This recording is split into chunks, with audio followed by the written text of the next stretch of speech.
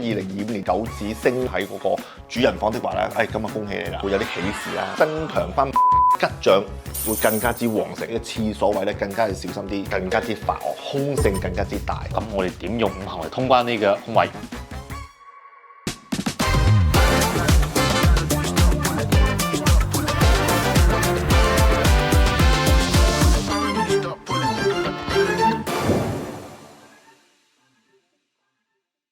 ？2025年，祝大家新年快樂！財源廣進，心想事成。大家記得關注翻我呢個頻道啊，因為事關會有一個新春特備嘅節目嘅。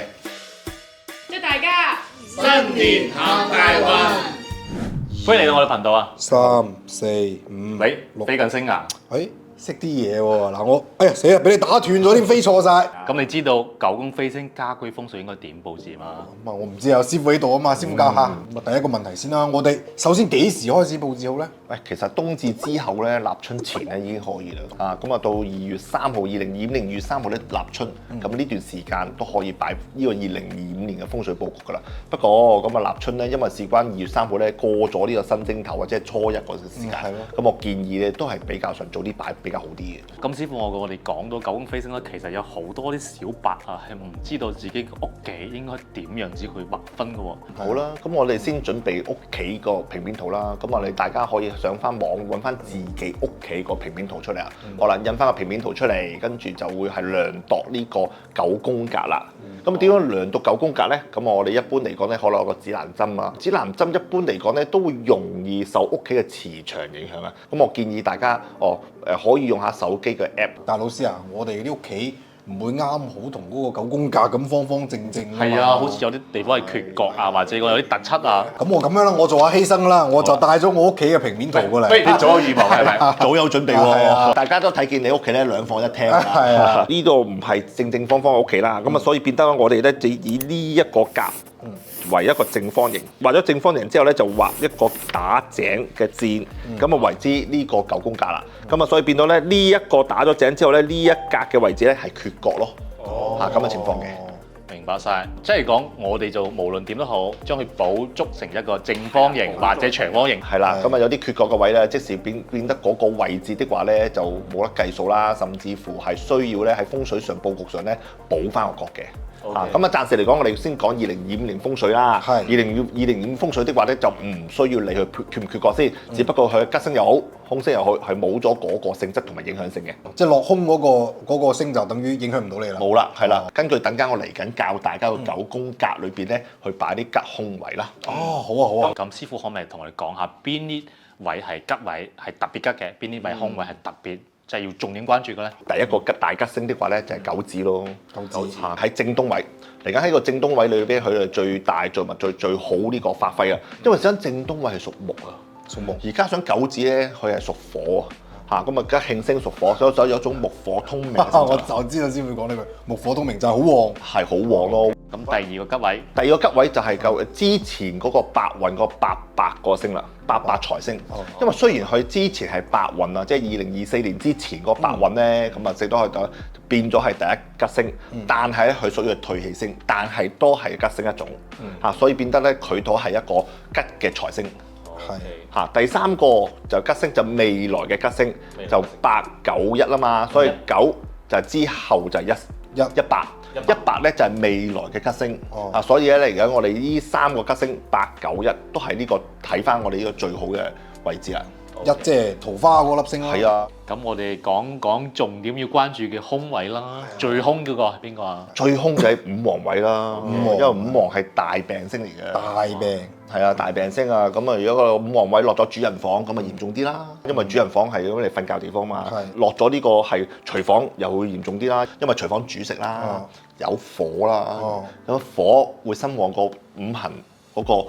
五黃個土，係吹旺咗空星，等於係啊，所以一定要化解嘅，否則成屋人都會容易有病痛啊，腸胃啊，甚至乎個肺啊都會比較差啲。我已經知道一個化解方法㗎啦喎，如果嗰個係佢落咗去廚房嘅話，咁啊唔煮飯咯，多嗌啲外賣咯。咁可能就係因為食得外賣多，腸胃唔好咯。係啊，你唔識。咁第二大兇係咩？第二個大兇星係七赤啦，七赤屬於破軍。係噴破軍咧屬於破財啊！若然咧個五黃位去咗你廚房度，七赤去咗你主人房度，又病又破財，你話幾慘咧？個意象就係我生早創病，我就使咗好多錢去醫。係啊，所以變得咧呢個七赤破軍咧一定要化解嘅。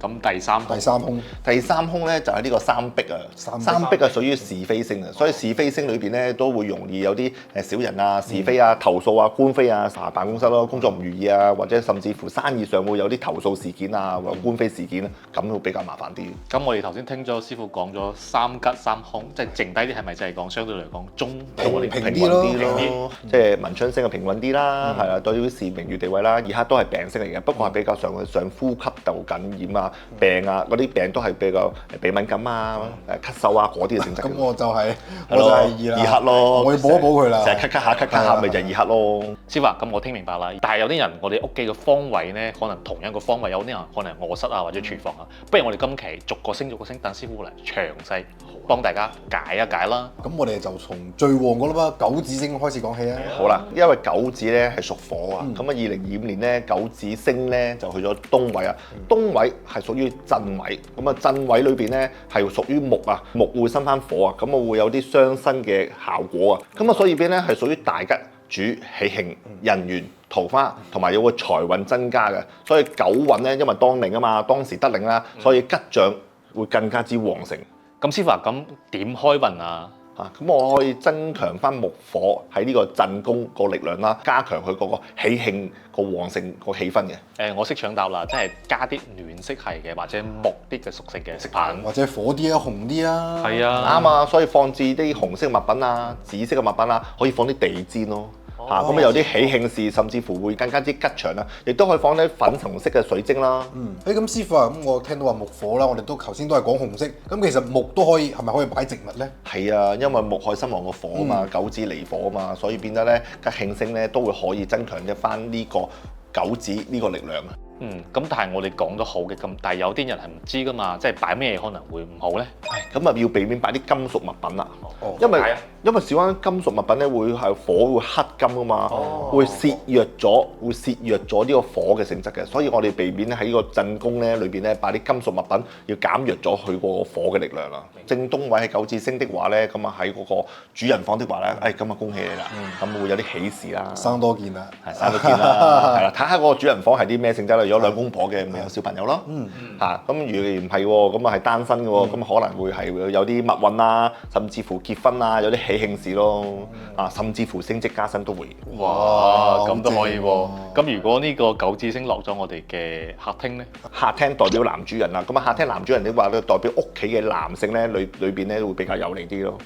如果九紫位咧個正東位咧落咗喺飯廳裏邊咧，咁代表咧個女主人嗰方面咧都有利多啲啦。咁我哋九紫位就用火去催旺啦。咁如果我哋喺廚房係東位，咁會唔會即係會唔會失衡啊？即係太旺啊？會唔會都冇個意思咯，因為成間九紫位個廚房地咧，因為喺個廚房咧都係講揾食啊、身材啊咁嘅意思嘅，咁啊個作用都係好嘅，咁啊作用性咧就不大啊。都雖然係東位再生旺個火，火上加火咁啊，但係咧個廚房咧都係代表女性嘅，因為有位女主內啊嘛，咁代表都係個女性都比較好啲嘅。即係煮餸勁咗啦。係啊，咁啊如果東位正喺屋企嘅大門口的話咧，咁啊全屋人都好咯。即係啲靚氣就入晒嚟啦。係啦，仲有個地方未講㗎。如果啱唔好彩喺廁所咧，咁啊變咗真係唔好彩啦。咁啊變咗喺廁所啦，因為喺個正東位咧，喺個廁所的話咧，咁啊冇個作用啦。唔通喺個廁所度好開心咩？師傅，洗手間咧屬於水啊嘛，係喎，會削弱同埋減弱咗克制咗呢個九紫火呢個性質嘅，所以變得咧屋企喺九紫嗰個星會去咗廁所的話咧，咁啊會克制同埋會令到九紫個吉星咧會冇咗嘅。咁點辦啊？即係你冇辦法裝修啊嘛，咁係啊，所以變咗嚟緊嗰一年咧，代表咗你個九紫力量咧就冇咗喜慶事情發生咯。唔緊要嘅，我哋再助長其他位置補翻。咁我哋講完九紫位啦，咁我哋往下走啦，18。100貪狼啦，嚇100位咧，2025年咧就係呢個巽宮啊，係屬於佢東南位啊。100咧五行咧屬水嘅，嚇巽宮咧係屬木嘅，咁啊會水生木嘅性質嘅，咁啊所以咧有種相生嘅作用啊。嚇100咧個吉星嚟嘅，咁啊所以咧主嘅事業運啊，甚至乎人工啊、考試啊，同埋人際關係啊、桃花呢啲都會旺盛嘅，所以變得咧喺巽宮嚟講咧係屬木啊嘛，所以我哋強化啲水嘅力量。咁啊水一脈屬水啦，再加強啲水旺翻呢個巽宮。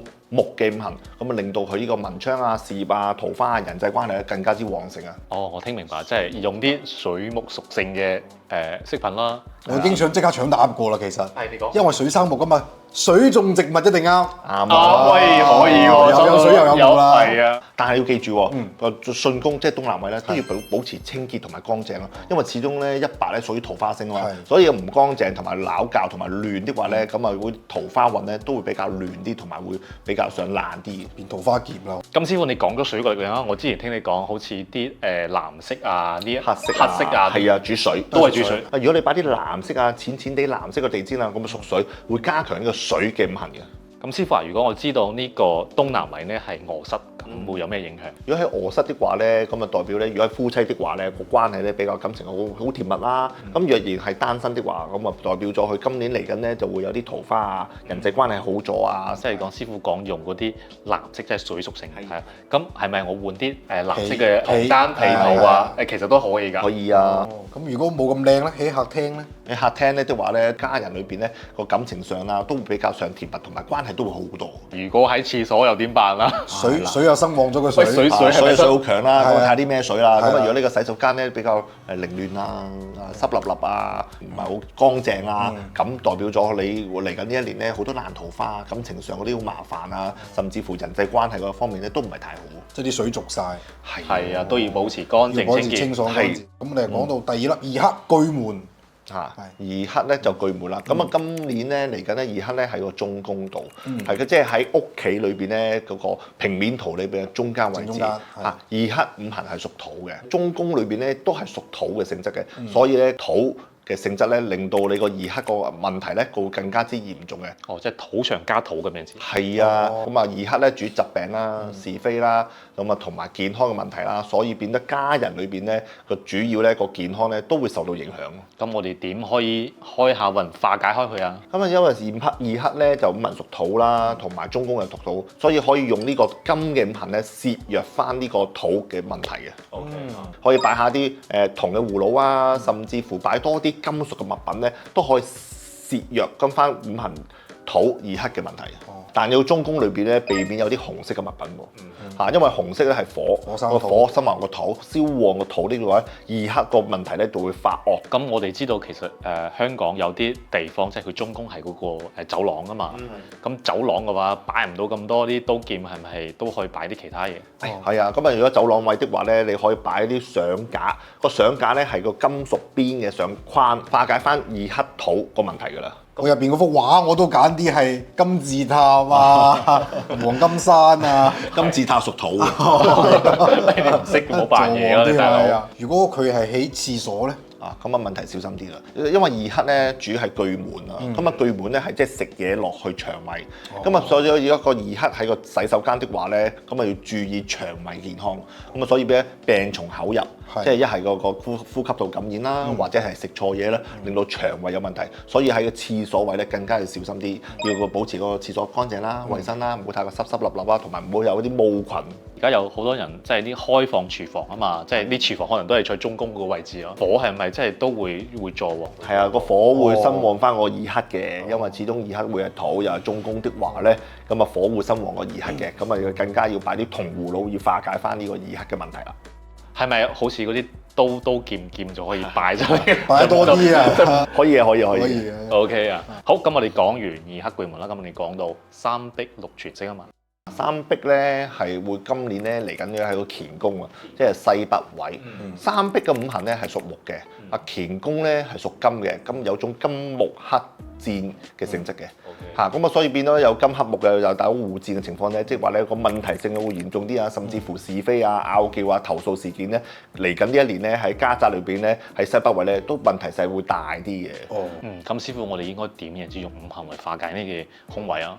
咁啊五行化解方面咧就要用火去克制佢啦，木去生火。咁火會令到你個三壁木咧呢個性質呢個削弱翻佢個殺傷力。所以變咗咧，令到佢個木咧就唔會同佢個金木交戰嘅情況，係啦，減弱翻木嘅性質咯。咁啊，我覺得已經可以照參答案啦。我哋前面講到紅色嘅嘢，紅色地氈啦，紅色地氈啦，紫色地氈啦，係啊，可以擺中國嘅嗰種紅色嘅如意結啊，掛飾嚟嘅，咁啊都幾靚嘅，咁啊掛喺度呢個紅色嘅如意結，又靚，咁啊又靚又和諧，又可以平衡呢個氣場啊，所以變得咧令到家宅咧個不和事件咧去減低，甚至乎唔會發生。如果廚房本身火氣夠足係啊，火氣夠足嘅，係啦，廚房都好啲啦，因為事關咧木會俾翻個廚房個火氣咧示弱翻嘅，咁啊是非爭拗投訴事件咧都會減低咗同埋示弱翻嘅。但係嗰啲刀啊鑊啊，快啲收翻啊！又要如果啲金又強翻啊！係啊，咁師傅啊，咁啊除咗金以外啦，仲有咩嘢係唔可以擺嘅咧？咁木咯，因為三壁咧五行咧屬木啊嘛，咁啊所以六全星嚟嘅，咁所以變咧唔好擺啲木嘅性質嘅嘢。咁如果加強咗木嘅性質的話咧，譬如你擺啲植物的話咧，會加強個兇性㗎。係啊，咁啊令到個兇性更加之猛嘅情況之下咧，個拗交咧做嘈吵啊，甚至做糾紛啊、投訴事件咧都會特別多，同埋甚至乎嚴重性都會高好多。所以各位觀眾朋友，如果睇到你哋呢個西北位有啲植物嘅話，就要移走咯，移去需要木嘅地方。係啊，好啦，而家嚟到我哋嘅4、6文昌星啦。係啦，文昌咧嚟緊呢一年咧就喺呢個西位啊對宮啊，咁啊4、6咧文昌咧五行屬木嘅，但對宮咧西位咧五行屬金啊，有種金木交戰嘅情況啊，令到呢個文昌咧個力量咧係減弱咗好多，所以咧其實嚟講咧偏係差少少咯。文昌係主讀書啊嘛，學業啊，同埋個官運同埋工作嘅地位啊，所以變到咧有個星宮裏邊咧會有互克嘅情況，所以會令到文昌嘅效果受到限制，所以需要呢個調整個五行嘅關係，先至會令到文昌咧要加強翻嘅。咁師傅快同我哋講點用五行啦，通關啦。個五行方法裏邊咧，會增強翻呢個木嘅性質啦。4、6咧文昌咧五行屬木嘅，增強翻木嘅五行嘅氣場，同時間通過翻水嘅五行咧，去化解翻金木嘅交戰力量。因為金生水，水又生翻木，令到水嘅五行咧通翻關，令到金唔會直接克木，旺翻個木嘅五行嘅。咁啊意思即係話我哋要補強啲水嘅五行啦。係啊，同時間都要用木嘅，即係減輕嗰啲金嘅影響。係啊，所以用水木一齊用，令到翻旺翻個文昌星。咁如果喺落咗個我哋嘅臥室啦，我哋點搞啊？如果臥室裏邊咧，因為事關咧，我都難以放水種植物嘅，咁我可以擺嗰個文昌塔啦，係啦，或者甚至乎係可以擺4支毛筆嘅。四有咩講究啊？4咧就代表文昌啊嘛，所以4支毛筆咧就可以擺喺臥室裏邊咧，就加強翻你文昌嘅作用嘅。咁啊，亦都係要加翻啲少少水嘅五行嘅物嘅。哇，咁其實文房四寶都幾好啊。係啊，特別你嗰個台度放啲墨水係嘛，墨水又係水都可以嘅，係啊，都可以化解翻呢個金去克木嘅五行嘅問題嘅。如果係冇咁靚嘅呢個升入咗呢個客廳會點咧？咁啊，如果客廳的話係西位的話咧，咁就可以擺啲藍色或者黑色嘅物品咯。藍色同埋黑色屬水啊嘛，咁啊可以擺啲藍色嘅地氈啦，令到金可以通翻呢個水同埋木，生旺翻個木嘅五行嘅。我仲諗到一個，可以把嗰啲皮沙發換成木梳化。係啊，你有呢個財力就可以啊，個藍色咯都得㗎。咁啊，如果個空間都夠嘅，咁啊梳化隔離都可以放啲水種植物，咁亦都可以加強啲水同埋木嘅五行嘅。係。咁若然個西位裏邊咧係個書房，咁啊可以將個書房嗰張台咧轉一轉，轉向東南位咁順位，咁啊都會加強個讀書嘅運氣。即係對好多家長有用喎。係啊，即係借咗我哋第一粒星嘅運。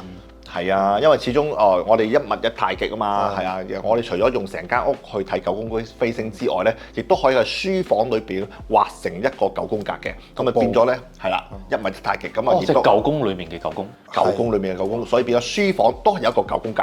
咁落咗廁所咁點辦啊？到廁所第一步就係首先就唔好喺廁所睇書啦，睇唔落去㗎啦。就係大家唔會喺廁所温書啩？啊咁啊，始終我哋都係啊，洗手間咧就保持乾淨啦。即係始終文昌星或者係呢個四綠木係去咗呢個洗手間的話咧，水太多或者濕濕立立會爛咗個木㗎。水當木漂，水當木漂啦，所以會變得嗰個成績啊，或者係嗰個工作地位啊，都會受到影響嘅。好，咁我哋講完文昌星，我哋要講個好空嘅位啦，最衰啦，最衰嘅位。五黃嚟啦，廉貞啊，係啊，五黃咧係依嘅嚟緊呢一年咧喺個東北位，係個近位嚇。咁啊，小安近位五行咧又屬土，五黃咧又係土，咁咧會更加之令到呢個五黃咧呢個病星咧更加之發惡，凶性更加之大。哇！咁真係要化解喎，最着緊要化解，最着緊要化解喎。係啊，因為小安五黃咧屬於大凶位嘅嚇，咁啊主要意外啦、病痛啦、破財啦，啊其他啲會唔如意嘅問題咧都會發生嘅，主要都係病為主。咁我哋點用五行嚟通關呢個空位？咁啊，因為五黃係屬土，近位又屬土，我哋要擺啲五行金嘅物品去化解呢個土嘅凶性，同時間咧要避免有火嘅五行物會喺呢個東北位。因為火呢個五行咧會生旺會土啊，所以東北位近位要避免有啲紅色嘅物品。咁我知啦，好多電子產品喎，電子產品多啊，或者紅色物品多啊，而嚟呢個東北位咯。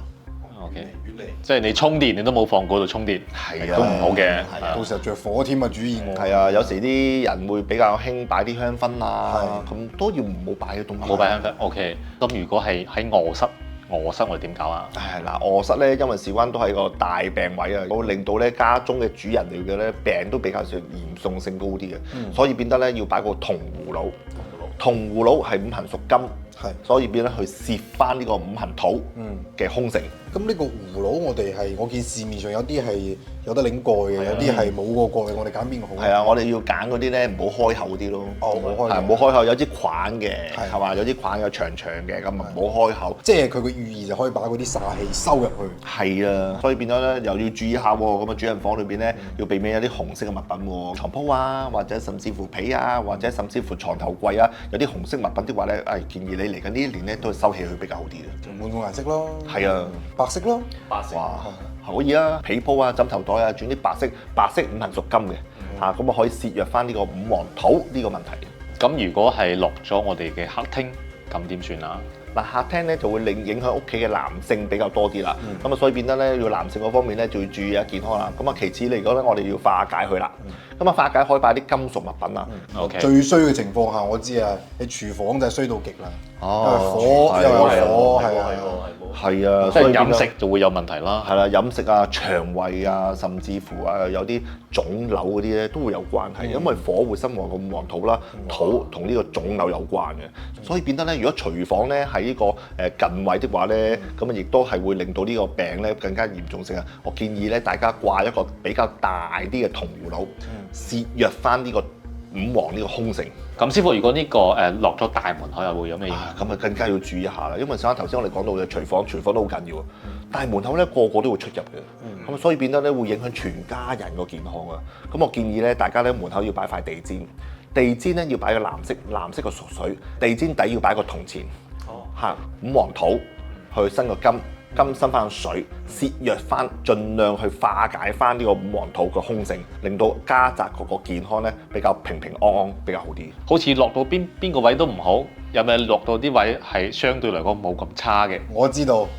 缺角嗰度，啱啊！缺角啦，同埋呢個係西位啦，係啦，西位屬金啊嘛。嚟緊一個終於係好噶啦，到我哋600武曲武曲咧嚟緊呢一年咧喺個正南位啊，係離宮啊，600五行屬金，離宮五行屬火，咁啊但係咧又要火克金嘅性質嘅，咁會節約翻呢個600咧呢個財星嘅情況。600呢個星咧代表係吉星嘅，係主要嘅事業、財運、權力、地位，但係因為火克咗金，令到呢個600咧嗰個吉星咧個性質咧係減弱咗，咁啊需要用啲五行咧去化解翻，令到呢個金咧嘅力量咧要加強翻，先至有呢個力財運嘅。咁我知啦，即係我哋要為咗令我嗰個金變強啦，咁呢個時候我哋又要用翻呢個土啦。係啦，啱啦，係啦，用翻個土，火個離宮係屬火啊嘛，咁啊火生翻個土，土生翻個6白嘅金，咁可以加強分金嘅作用。即係等自己個財又大啲。係啊，係啊，係啊。咁如果我哋呢個星落咗喺臥室，係啦，臥室咧，如果係臥室係南位的話咧，咁我可以擺啲啡色嘅地氈啦，甚至乎你啲被鋪咧，可以有啲啡色嘅顏色裏邊咧，都可以化解翻呢個火嘅黑直接黑金嘅問題啦。咁啊可以通咗關，咁啊令到個偏財星6白咧都會有利嘅。咁落咗客廳咧？客廳啦，今日客廳的話咧，因為事關我哋都要加翻個土嘅五行物啊嘛，咁我哋喺客廳裏邊側邊咧就擺啲土種植物啦。土種植物，我哋可以擺啲發財樹啦、金錢樹啦，咁啊令到呢個金錢樹、發財樹都係同錢有關嚇，所以變咗土又生翻金，所以變得咧令到個金6白咧嗰個性質咧會加強好多。OK 啊。咁如果係大門口咧，財從門入噶嘛。咁啊簡單得多啦。頭先講過啦，用藍色地氈啦。咁啊門口咧係離位的話咧，咁啊你估下擺咩顏色地氈啦？我要放啡色嘅地氈。係啦，啱啦，擺啡色嘅地氈，咁我哋個通關啦，咁啊加強翻土生金6白嘅財星個作用咯。咁如果有啲觀眾佢唔好彩，呢粒財落咗喺廁所。咁啊，因為財咧，廁所洗手間咧有啲水嘅五行啦，又要削弱翻呢個金嘅問題啦，所以變得咧我哋要擺翻啲土種植物啦。咁啊水嗰方面咧，大家都要保持乾淨啦，唔好太過多水啦或者漏水啊，咁啊令到個水削弱咗呢個6白金嘅性質啦。咁啊嚟緊就到第2衰嗰粒空星咯，係啊，破軍喎，喂個名都破軍啦，破星都唔好啦，破財咯，所以變咗7赤咧就屬於破軍㗎。咁啊嚟緊呢一年咧，佢係正北方，係屬於坎宮。咁啊7赤咧五行係屬金嘅，坎宮咧五行屬水嘅，金就會生旺個水嘅，咁啊有啲傷身作用嘅。咁啊佢空性咧係主破財啊、盜竊啊、受到傷害啊，咁啊呢啲問題嘅，咁啊需要控制同埋削弱個空性，減低佢個殺傷力嘅。咁我哋要點來通關呢個？五行通關嗰方面咧，要增強翻個水嘅五行物下佢咯，射啦，係啊，因為7赤破軍咧，宜泄不宜克嘅。係咁啊，我哋要用多啲水嘅五行物去削弱翻呢個破軍金嘅問題。咁頭先師傅講我可以用上啦，水種植物黑色地氈，搶大浪我哋識，藍色地氈都可以，藍色地氈可以，係啊，我哋都係細化啲。咁如果落咗喺我哋個臥室點辦啊？有咗臥室的話咧，個問題咧就會容易破財啦，因為想轉主人房啊嘛，開支大咗啦，投資失利啦，甚至乎金錢上咧會容易俾人呃錢添喎。咁有咩靚嘢擺下？咁啊，因為頭先講啦，用個水去削弱7赤破軍嘅問題，所以變咗我哋用多啲藍色嘅床鋪啊，甚至乎擺翻啲藍色嘅地氈喺個床側邊啊，咁就可以減弱翻7赤破軍呢個殺傷力㗎啦。師傅，我諗到一個，可唔可以養啲魚啊？就算係水種植物又好，觀賞魚又好，都係唔得咯。都係唔啱放嗰度。你放臥室肯定唔得嘅，因為魚咧始終有少少水聲啦，有啲摩打聲啊，會影響個睡眠質素嘅。咁我哋如果落咗我哋嘅客廳。客廳就簡單啲啦，咁我就水生植物同魚可以擺翻去啦。係啦，仲有菇筍啦，係咯，整啲藍色菇筍啦，係啦，咁啊可以削弱翻7赤破軍嘅問題。水種植物咧就唔好去種金錢樹啊、發財樹啊，因為呢啲係代表金嘅性質嘅喎。種下啲黃金葛啊，一啲蘭藤植物咧，可以纏繞住同埋翹住呢個7赤破軍個殺傷力嘅。即係控制住佢，係啊，冇放大，就唔好擺一啲一直嘅植物。擺啲蘭藤植物，咁啊更加之可以。俾一劈就斷啦。係啦。師傅啊，咁如果喺玄關嗰度咧，我去佈置啲山水畫啊，咩黃河啊、瀑布嗰啲，呢個有冇用啊？有可以啊，因為山水畫咧屬水啊嘛，咁啊可以削弱翻個7赤破軍個殺傷力啦，咁都可以嘅。咁呢個破軍如果去咗洗手間咪咁仲好？水多喎，喂。係啊，水多啊嘛，係啊，射開佢。射開佢啊，更加多水削弱翻呢個破軍呢個金嘅五行物啊嘛。但係又咁講啊，即係又冇污穢啊、亂啊、濕立立啊。我從九字聽落來，我真係聽到一個即係廁所一定要乾淨衞生。係啦點解？咁多水族。係啊，仲有啊係啊，如果破軍咧喺個洗手間的話咧，代表咗嚟緊呢個廁所咧會有機會漏水喎。哦，漏水係等於有漏財咯喎。漏財兼要你會揾人去整啊嘛，已經洗啲錢出去。係啊。係，我哋講完第二凶星，我哋都要講第二吉星。第二吉星八白咗副星啦。係啦，八白緊咧，你會喺個西南位個坤宮啊。八白咧五行就屬土啊，坤宮咧又屬土啊，所以變得有個加強呢個土個八白嘅作用啊，所以變得咧佢呢個吉星咧係更加之好啊。咁八白咧主財星，主財富、累積錢財、升職同埋穩定性嘅收入啊。喺九星中裏邊咧，屬於旺財星之一嚟嘅。即係好似我哋啲穩定工作啊、正財啊，可能就係靠呢粒星運。係啊，穩定收入咯。佢同呢個六白咧偏財星係唔同嘅，偏財屬於不穩定收入啊嘛。所以我哋通過呢個五行火去生旺呢個土呢個氣場，令到呢個八白土更加旺上加旺。快啲吹旺佢啦！佢就喺我臥室啦，我知道今年。哇！咁你哇，咁掂啊？靚，好係啊，吹水啊係啊嘛。變咗你啦！嚟緊呢一年咧，財運都好好啦，打工仔嚟講咧，收入會好理想啦，甚至乎升職加薪都會有呢個幫助。我想升兩次，啊，升2次啊！冇咁貪啦。唔得我要助旺佢。係啦，助旺佢加多啲紅色嘅嘢喺呢個房度啦。紅色嘢係。係啦，衣服，仲有啲中國結。係啊，咁咪更加喜慶啦！你使唔使加啲紅燈啊？紅色嘅燈。瞓唔着覺咁。擺對喜字咁啊！記得就避免翻你個房咧，裏邊咧就冇擺到咁多金屬物品喎。係因為想金咧會示弱翻個土嘅五行嘅。咁我哋講到臥室，肯定要講客廳啦。客廳係咪全家都旺啊？係啊，全家啦，因為小間客廳咧，大家都會聚首一堂嘅地方嘛，咁啊，所以變咗可以擺啲紅色 cushion 啦，最緊要擺一對喎。因為一對咧係個數目2字，2字咧屬於五行咧，呢個數字咧屬於火。咁啊火，咁啊所以變咗紅色 cushion又係火，咁啊火更加之生旺呢個八白土呢個五行。好事成雙咯，係好事成升兩次雙職。啦。魏師傅呢粒星咁正啊！咁如果唔好彩落咗喺廁所，梗係咁點辦啊？我哋個財係咪被沖開啊？係啊，因為洗手間五行屬於水啦，咁啊土就變咗佢就係黑水，咁啊減弱翻呢個八白呢個財星嘅力量咯。所以變咗，如果真係喺咁嘅情況之下咧，我哋可以擺翻一啲植物，嗰啲植物咧叫紅色嘅植物嘅寓意植物。紅掌，我哋做咗好多期喎，好多期紅獎啦，係啦，今次可以擺啲寓意啦。你講完衰㗎啦，我講好啦。咁啊，我哋廚房屬火㗎嘛。係啊。喂，如果佢落咗廚房，咪好正。喂，正啊，因為廚房屬火啊嘛，係火會生旺個土啦，即係八白個財星啦，係嘅令到全家人嘅收入上啊、揾食上啊，都會容易得心應手，甚至乎有種事半功倍嘅情況添喎。哦，要多啲煮飯食啦。係啊，唔好食咁多外賣啊。係啊，收入會理想好多㗎。好啊好啊。我哋頭先師傅同你講咗9粒星點人住詳細佈置啊嘛。我仲有個問題啦，係咪我哋人人咁做都係好㗎？唔使睇八字㗎？梗係唔係啦，始終咧九宮飛星咧都係好大路，甚至乎一般嘅擺法，唔係根據個每個人嘅八字命盤去擺嘅，因為每個人八字命盤咧係咪真係需要火咧？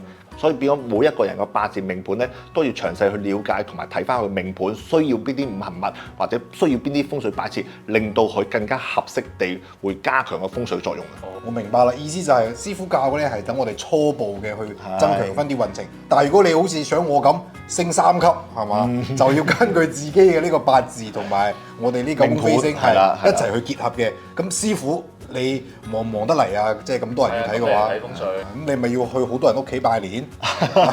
其實都可以途觀嘅，因為事關咧上網睇嘅翻你啲資料啊，甚至乎你去 WhatsApp 翻啲資料俾我睇，睇下呢個平面圖啊，甚至乎你拍片俾我啊，同埋你嗰個 Google Map 嘅地圖俾我交俾我，我都可以幫你網上去睇翻你個屋企嘅風水報告，甚至乎我會之後會去視像同你講解翻你屋企嘅問題所在嘅。咁各位觀眾，如果你哋有呢個需求呢，歡迎添加我哋嘅 WhatsApp，同我哋嘅助理諮詢。我哋嘅師傅都有幾方面嘅風水服務㗎。咁啊，大家咧記得 follow 我哋嘅 channel 啦，因為嚟緊呢個過年咧啊，我哋唔放假嘅，我哋有呢個新春特輯啊，日日都會有片睇，所以大家一定要去 follow 我哋，打開個推送，記得去留意我哋頻道。OK，我哋下期再見，拜拜拜。